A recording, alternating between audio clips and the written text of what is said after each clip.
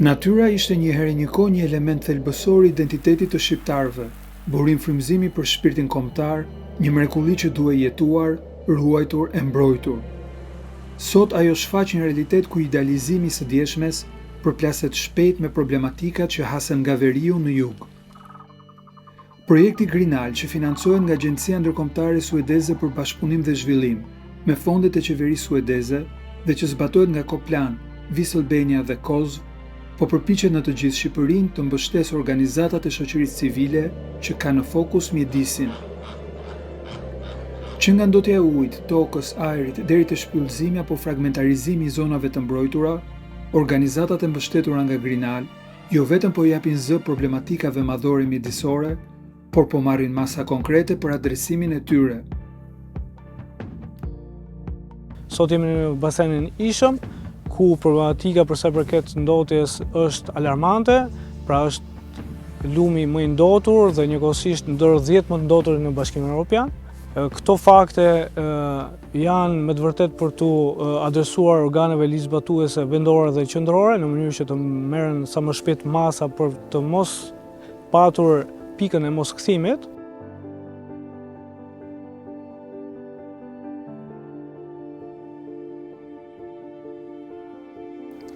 Jemi këtu në Grykderdhen e lumit Ishëm në detin Adriatik dhe situata siç shikohet është alarmante me mbetje ngado. Kjo është rezultati, pra kishim në burim atje banorë që hidhnin mbeturinat anës briqeve të lumit dhe të gjitha ato përfundojnë në Bregdet. Siç shikohet, situata është sipërfaqësore alarmante, po mos harrojmë që edhe brenda në lum ka ndotje padyshim të mikroplastikës, por edhe të ujrave të ndotura, të cilat pastaj ndosin të gjithë këto faunën e zonës, të lumit dhe të Bregdetit, dhe madje peshkimit, gjithë secili nga ne mund të peshkojë dhe ai peshk me mikroplastik përfundon në pjatat tona. Kjo është rezultati që duhet patjetër të jepet zgjidhje një kohë më parë.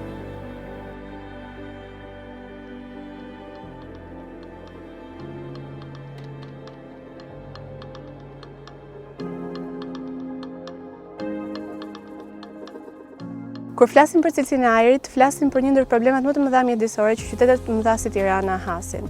Në monitorimet e kryera më parë nga Grinal, 12 nga 13 stacione monitorimi të kalojnë ndjeshëm kufin të liruar të ndotjes nga Bashkimi Evropian.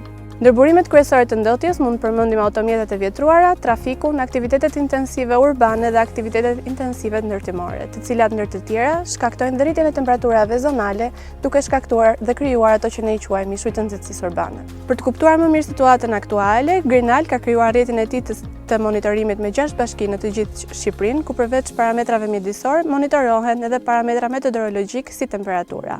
Kjo për të kuptuar dhe streset termike. Monitorimi aktualisht kryhet nga Milo Kontakt Shqipëri në përputhje me metodologjinë e hartuar nga Grinal Alternative. Ky monitorim dhe këto të dhëna na ndihmojnë që jo vetëm të kuptojmë situatën aktuale, por dhe të planifikojmë ndërhyrje më lokale duke përfshirë komunitetet, qytetarët, por dhe organizatat e shoqërisë civile.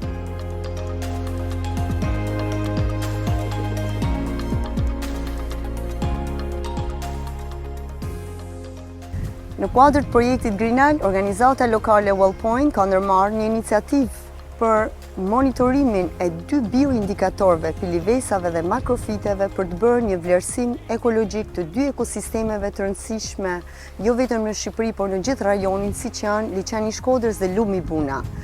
Mungesa e monitorimeve të rregullta në florë dhe në faunë, nuk kemi një matje të dëmit ekologjik që sjellin këto jo vetëm aktivitetet njerëzore, por edhe efektet e ndryshimeve klimatike, dhe pikërisht kjo ishte edhe përgjigjja ndaj këtyre sfidave përmes këtij projekti apo iniciativës tonë. Dhe monitorimi i këtyre 2 bioindikatorëve do sjellin të dhëna të sakta dhe të standardizuara, por dhe një raport mbi situatën ekologjike të liçenit të Shkodrës dhe lumit Buna.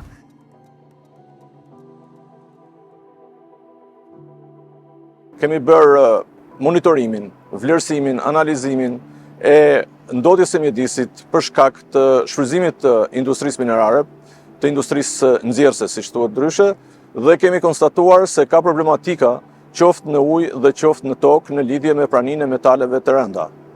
kemi gjetur se në dy dampat tashmë të braktisura, në qoftë në dampën e ish fabrikës pasurimit të Goraja dhe në dampën e ish fabrikës së pasurimit të kromit në Perollaj, ka prani të metaleve të rënda dhe fakti që këto të dy dampat janë, njëra është edhe amortizuar në kuptimin e qëndrueshmërisë, janë afër baseneve ujore të cilat përdoren nga banorët, qoftë për bujqësi, po qoftë edhe për shërbime të tjera, përbën një rrezik dhe një alert mjedisor. Ndërkohë, njëra prej këtyre baseneve ka problematika me praninë e metaleve të rënda po ashtu. Ne kemi bërë matjen dhe analizimin e lumit Fan në Fushars për shkak të ndotjes së qëndrueshme, shumë vjeçare, nga fabrika e pasurimit të bakrit në Fushars. Dhe kemi konstatuar se ka problematika të ujit në një gjatësi të lumit të paktën 3 deri në 4 km, ku uji nuk mund të përdoret për kulturat bujqësore, po natyrisht edhe për shërbime të tjera, ndërsa problem ose rrezik të madh përbën prania në lumin e lumit e metaleve të rënda, përfshirë edhe arsenikun. Shqipëria për gjatë vitit 2025 ka humbur mbi 4.9% të sipërfaqes pyjore, mbështetur kjo në të dhënat e sistemit evropian të informacionit për zjarret në pyje. Në vlera konkrete janë mbi 59.820 hektar pyje të djegura, nga 1.197.000 hektar pyje që ka gjithsej Shqipëria. Këto shifra duhet të ngrej natyrshëm sirenat alarmit për të gjithë aktorët. Grinal, përmes iniciativave konkrete, po përpiqet të jap kontributin e vet në adresimin e problematikave që lidhen me zjarrat, por edhe shpyllëzimin.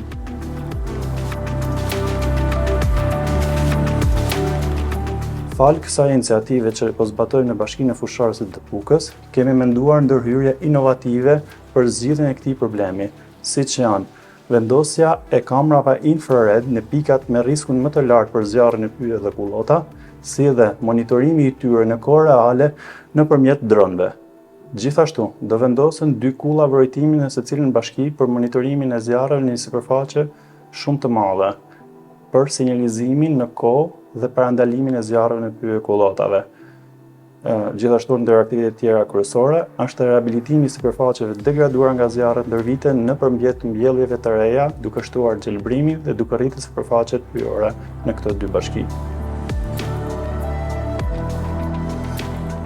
The Albanian forests are under huge pressure, not only ecologically from the forest fires or illegal logging, but also the lack of infrastructure in the rural areas and difficulty to actually work in the high altitude forest, for example. Trees for Albania is working for the last 5 years in Lur.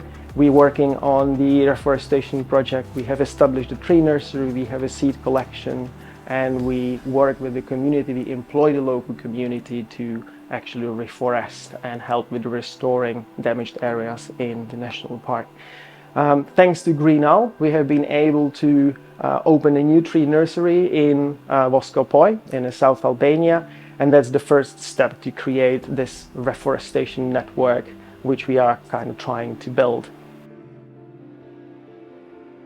Po për fat keq, presioni mbi burimet tona natyrore, sidomos biodiversitetin, larmin biologjike, zonat e mbrojtura që janë epiqendra e tij, presionit pra janë rritur së tepërmi për shkak të ekonomisë që tenton të përdori burimet tona natyrore si asete për një zhvillim të paqëndrueshëm.